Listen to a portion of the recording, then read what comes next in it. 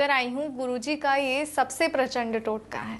जी हाँ, ये वो टोटका है जिससे चंद मिनटों में वशीकरण हो जाता है। क्या आपने कभी सोचा है कि चंद मिनटों में वशीकरण कैसे हो सकता है? जी हाँ, तो आइए समय ना बर्बाद करते हुए मैं आपको बताती हूँ कि आखिर कैसे चंद मिनटों में आप किसी को अपने वश में कर सकते हैं, किसी को अपने प्यार में पागल कर सकते हैं।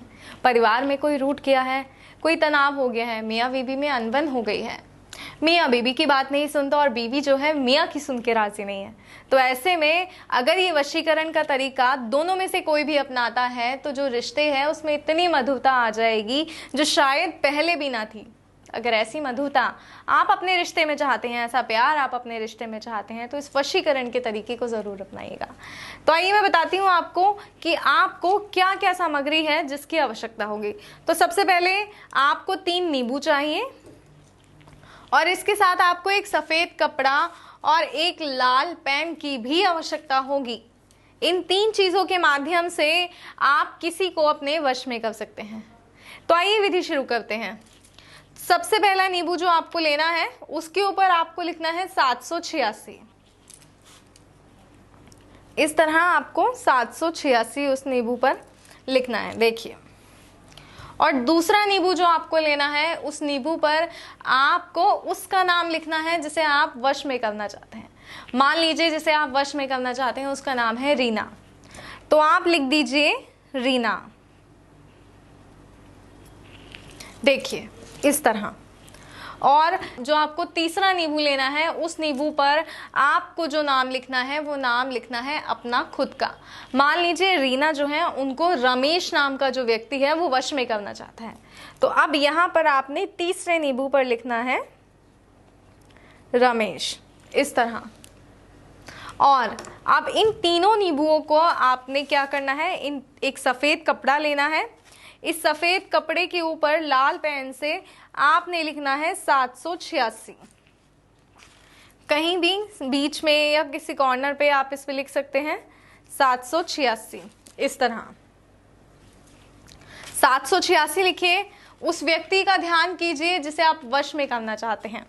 उसके बाद सबसे पहले आपको वो नींबू रखना है जिस पर आपने लिखा था 786, वो नींबू इसमें रखिए।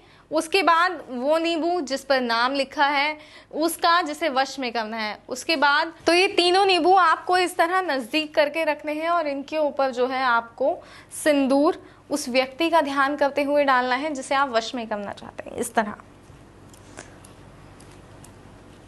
और अब आपको इसमें गांठ लगा लेनी है। आपको इसके अंदर 2 गांठ लगानी है।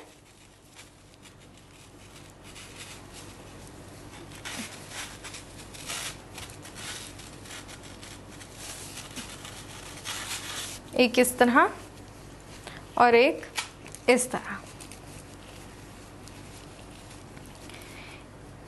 और ये गांठ लगाते वक्त आप ध्यान रहे कि आपको उस व्यक्ति को जिसको आपको वश में करना है उसका ध्यान करना है। इस तरह आप यहाँ एक पोटली तैयार कर लेंगे। जैसे ही आप ये पोटली तैयार कर लेंगे, इस पोटली में आपको क्या करना है, इस पोटली को ले जाकर आपको एक बहते हुए पानी के अंदर छोड़ देना है। ध्यान रहे बहते हुए पानी में छोड़ना है। और इस बात का भी खास तौर पे ध्यान रखना है कि ये जो पोटली है जब आप पानी में छोड़ेंगे उस वक्त कोई भी आपको पीछे ना देखे और ना ही आपको पीछे मुड़कर देखना है। कई बार होता है कि हम वशीकरण विधि करते हैं, कुछ प्रवाह करने जाते हैं और सोचते हैं कि एक बार देखें जरा मुड़कर, क्या वो बह गया है या अभी वही है या उसे दोबारा बहाने की जरूरत है। ऐसा नहीं करना है। आपने एक बार उसे प्रवाह कर दिया मतलब आपका कार्य हो गया। जी हाँ, और जैसे ही प्रवाह कर कर आप अपने घर में आएंगे, मानो आपका प्यार आपके सामने ही होगा। अगर आपका पति आपसे नाराज है तो आपके पति की बोली से आप समझ जाएंगे कि जी हमारा वशीकरण तो काम कर गया। तो इस विधि को करने से परिवार में इतनी मधुरता आ जाएगी शायद पहले भी ना थी। तो अगर आप चाहते हैं ऐसे ही किसी समस्या से निपटना, ऐसी ही किसी समस्या से छुटकारा पाना, तो एक बार गुरुजी को फोन अवश्य करें। गुरुजी आपको बताएंगे कि ये विधि आपको अपने राशि के अनुसार, अपने नाम के अनुसार किस तरीके से करनी है, कौन सा सही तरीका आपके राशि और नाम के अनुसार है, जिसे करके, ये विधि करके आप अपने वशीकरण सिद्ध कर सकते हैं और अपने आप को खुशियां दे सकते हैं। तो इस बात का खास तौर पर ध्यान रखिएगा और इस बात का भी कि वशीकरण करते वक्त आपको कोई ना देखे। तो दोस्तों फिलहाल दीजिए इजाजत, फिर हाजिर होंगे एक नए वशीकरण विधि के साथ। गुरुजी बताएंगे कि किस तरह प्रचंड वशीकरण किया जाए इस विधि के साथ। फिर मैं हाजिर होंगी। नमस्कार।